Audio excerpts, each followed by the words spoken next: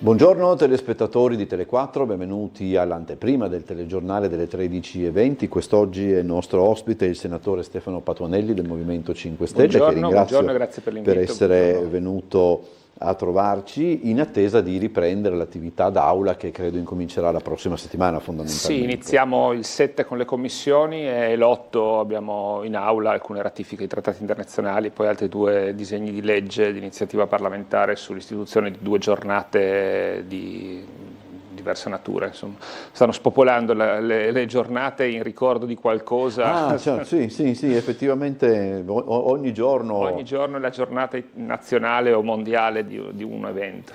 Allora, cominciamo a parlare, partiamo da Trieste, eventualmente poi andiamo fuori città.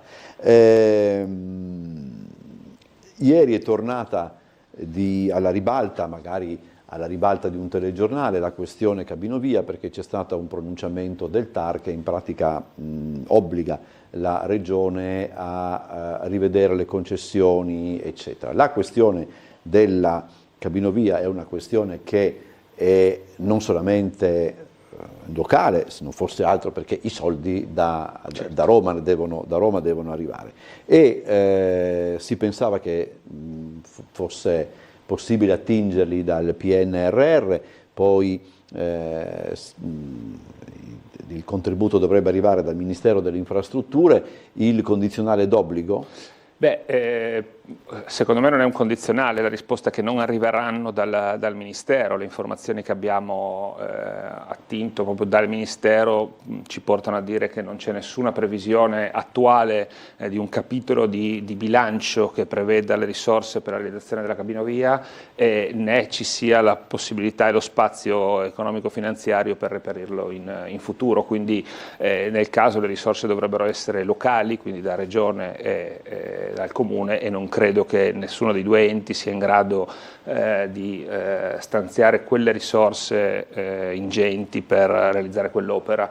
Il pronunciamento del TAR di ieri, che fa seguito a una decisione arrivata a fine anno, mi sembra evidente sia un intoppo burocratico più che uno stop definitivo, nel senso che l'iter di affidamento di concessione per la realizzazione dell'opera avrebbe dovuto seguire la variante, quindi doveva essere successivo a una variante del piano regolatore che non prevede quell'opera in quel contesto, quel tipo di infrastruttura in quel contesto, e quindi il TAR giustamente ha accolto il ricorso delle associazioni ambientaliste, dei comitati, del Comitato Nuovo Via, e ha quindi bloccato l'iter. Questo non è uno stop definitivo, è un allungamento casomai dei tempi. Il problema vero è che è un'opera che dal punto di vista, ripeto, tralascio le questioni urbanistiche ed ambientali che pur ci sono, ma è un'opera che dal punto di vista economico non ha nessuna sostenibilità e che non ha nessuna utilità trasportistica, quindi io ritengo che sarebbe un bene che l'amministrazione prendesse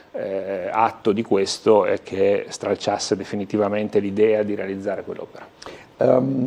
Perché è un'opera così divisiva? Il fatto che è diventata divisiva ritengo per la cocciutaggine dell'amministrazione comunale, che a tutti i costi vuole realizzare quell'opera e che però, guardata in modo razionale, non ha un senso, perché non ha un senso, ripeto, trasportistico, non ha un'utilità ampia dal punto di vista del trasporto delle persone, e non ha una sostenibilità economica concreta e reale. Cioè, i dati di sostenibilità portano a un numero di passeggeri che mai verrà raggiunto su quell'opera, non tiene conto del fatto che ci saranno circa il 10% delle giornate complessive di fermo per la bora, perché statisticamente ci sono circa 34 giornate in cui il vento e la ventosità di quell'area sarà superiore a quanto consentito per tenere in funzione l'opera, e quindi il 10% è tanta roba, nel senso che significa avere nelle altre giornate un 10% in più di traffico passeggeri. Ritengo che sia evidente a tutti, a quasi tutti, che è un'opera inutile, eccessivamente costosa e economicamente non sostenibile, e però il sindaco e l'amministrazione comunale hanno messo quell'opera come una priorità assoluta per la città, e questo è un po', come posso dire, non se ne capisce realmente la ragione. Cambiamo argomento, parliamo di lavoro. Oggi c'è il titolo di apertura anche del Piccolo che parla di cassa integrazione, dell'aumento della cassa integrazione per quanto riguarda appunto il Nord-Est. Che cosa significa questo? Quali pensieri dovrebbe indurre? Beh, è un ragionamento più ampio da fare a mio avviso, che riguarda due aspetti, il tema del lavoro e il tema dell'impresa e quindi dell'attività produttiva del Paese. Noi abbiamo un governo a livello nazionale che continua a dire stiamo raggiungendo tutti i record rispetto all'occupazione, e questo è oggettivamente un dato reale, non è che si può dire che non sia vero, però se entriamo poi con la lente di ingrandimento a vedere che cosa sono quei posti di lavoro, che cosa significa questo dato, lo dobbiamo aggiungere al fatto che abbiamo un calo delle ore lavorate, quantomeno per 2 trimestri di quest'anno, del 2024, c'è stato un meno ore lavorate rispetto al 2023, e abbiamo un aumento esponenziale, come scrive il Piccolo oggi come titolo d'apertura, della cassa integrazione. Quindi abbiamo più persone che lavorano, che hanno un'occupazione. Ricordo che per essere occupati basta aver lavorato qualche ora durante un trimestre lavorativo per essere definito come occupato, e però abbiamo quindi un lavoro più povero, perché le persone hanno un'occupazione che però le impiega per un minor numero di ore e molto spesso sono in cassa integrazione. Quindi c'è anche chi lavora e che sta al di sotto della soglia di povertà. Abbiamo 5,7 milioni di persone che in questo momento stanno al di sotto della soglia di povertà assoluta. Quindi è vero che c'è maggior lavoro, ma è un lavoro povero. Perché è così? Perché l'impresa, l'industria italiana è in calo da 24 mesi su 25, in particolare da 21 mesi consecutivi c'è un calo della produzione industriale, c'è un calo della domanda interna, c'è sostanzialmente uno stop alle esportazioni, nel senso che dal 2022 le esportazioni non crescono, e questo ovviamente si ripercuote poi sul mondo del lavoro, e l'effetto è questo. L'effetto è che anche se le persone lavorano, hanno un lavoro che non gli consente di arrivare a fine mese. Allora, aggiungo, chiedo scusa, che se devo dire un elemento su cui questo governo, più di tutti gli altri, ha deluso le aspettative, è proprio sul mondo dell'impresa. Perché dal punto di vista degli incentivi all'impresa siamo tornati indietro di 20 anni, sono state tolte la maggior parte delle misure di incentivo agli investimenti in impresa, non c'è stata la sburocratizzazione prevista, anzi se guardiamo il ministro Urso, che è il ministro fantasma di questo governo, ha promesso Industria 5.0, che è al palo perché gli adempimenti burocratici sono enormi per ottenere l'incentivo.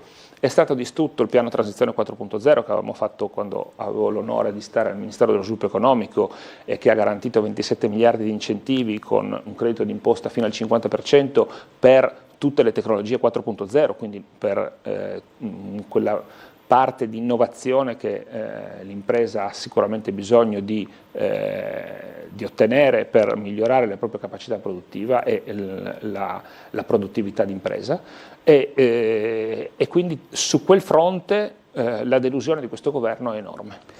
Che cosa è successo in Sardegna?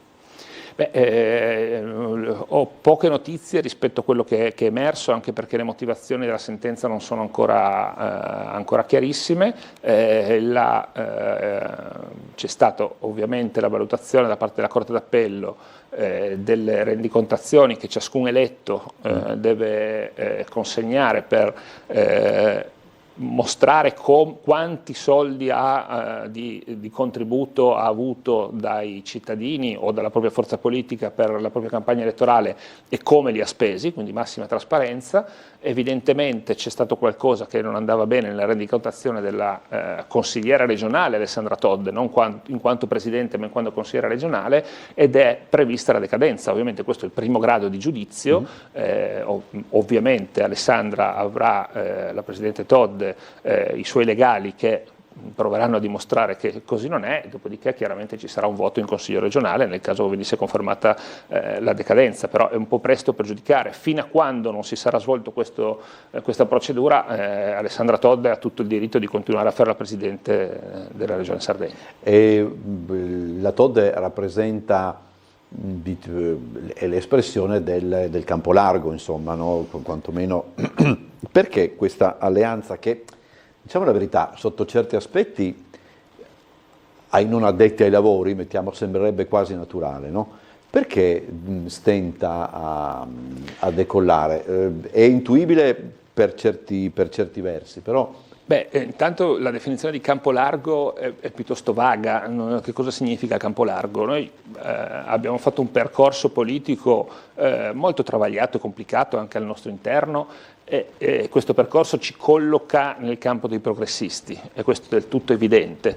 Poi bisogna, anche perché io sono sempre un po' allergico a chi si autodefinisce in un campo, per cui sono le politiche che fai le cose che realizzi che ti collocano politicamente in un campo, e penso che le politiche che il Movimento 5 Stelle ha fatto possono essere criticabili o meno, non sto dicendo che siano tutte perfette e inappuntabili, però ci collocano in un campo evidente, perché abbiamo sempre parlato di povertà, di ultimi, di disuguaglianza, di diritti, di ambiente, quindi ci collocano nel campo della sinistra, quindi nel campo progressista, nel campo più ampio del progressismo.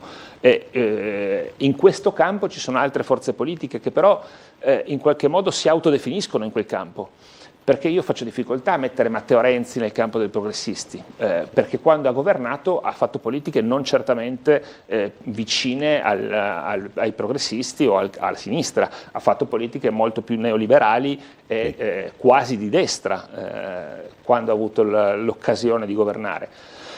E così come oggi il Partito Democratico di Elly Schlein, che sicuramente non è il Partito Democratico di Enrico Letta o di Renzi, e sta cercando di portare probabilmente il Partito Democratico più ancorato al campo dei progressisti, però in Europa vota una commissione di destra, perché la commissione von der Leyen è una commissione molto spostata a destra, che retrocede sui campi dell'ambiente, che guarda il finanziamento più dell'industria bellica che dell'industria civile, che in qualche modo sul tema dei conflitti ha una posizione che è difficilmente compatibile col campo progressista. Sì. Allora queste sono le difficoltà che facciamo all'interno di quel campo, dopodiché è del tutto evidente che non si può pensare di realizzare una coalizione politica con l'unico presupposto di non far vincere gli altri, perché non funziona. Sì. O riesci ad avere un disegno diverso per il Paese,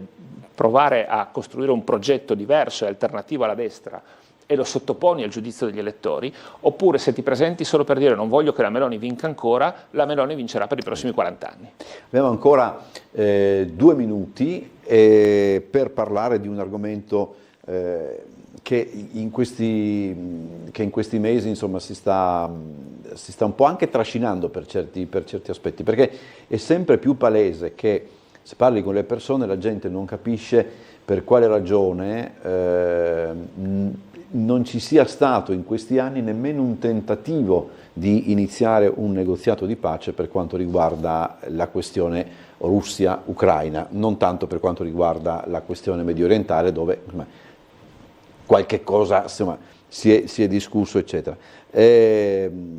La gente quella stanchezza di cui parla persino la Meloni è abbastanza evidente nelle chiacchierate. No, guardi, la dico citando Einstein quando definiva la follia come il continuare a fare sempre la stessa cosa sperando di avere un risultato diverso. È del tutto evidente che è folle pensare che la continua rincorsa agli armamenti e all'invio di armi in Ucraina possa portare a qualcosa di diverso se non alla prosecuzione del conflitto. Noi abbiamo detto, noi inteso come sistema paese, che la Russia avrebbe avuto un collasso economico e la Russia cresce molto più dell'Europa e non ha avuto un impatto economico, che dal punto di vista militare era un'armata Brancaleone, la Russia dopo 15 giorni di conflitto occupava più o meno gli stessi territori che occupa oggi e forse qualcosa in meno, anche a dimostrazione del fatto che l'interesse russo, ovviamente illecito, illegittimo dal punto di vista del diritto internazionale, era quello di occupare i territori che occupa e non quello di arrivare a Lisbona come qualcuno sosteneva all'inizio del conflitto. Non c'è nessun, a mio avviso, rischio di invasione dell'Europa da parte della Russia. La Russia in modo, ripeto, folle, illegittimo, in spregio al diritto internazionale ha invaso dei territori, ma lì si è fermata, e credo che se continuiamo soltanto a pensare che l'unica strada sia quella di continuare a armare l'Ucraina per difendersi dalla Russia e per provare a riconquistare le terre perdute, questo conflitto è destinato a durare molto a lungo e secondo me a durare fino a quando il business della ricostruzione non sarà superiore al business delle armi, e credo che sia francamente inaccettabile, e credo che l'atteggiamento dell'Europa certamente alleato degli Stati Uniti, ma in questa fase di alleato succube e silenzioso, sia in realtà sbagliato e dovrebbe essere un ruolo molto diverso. Allora, grazie al senatore Stefano Patuanelli Grazie per essere stato con noi, buona ripresa del lavoro parlamentare.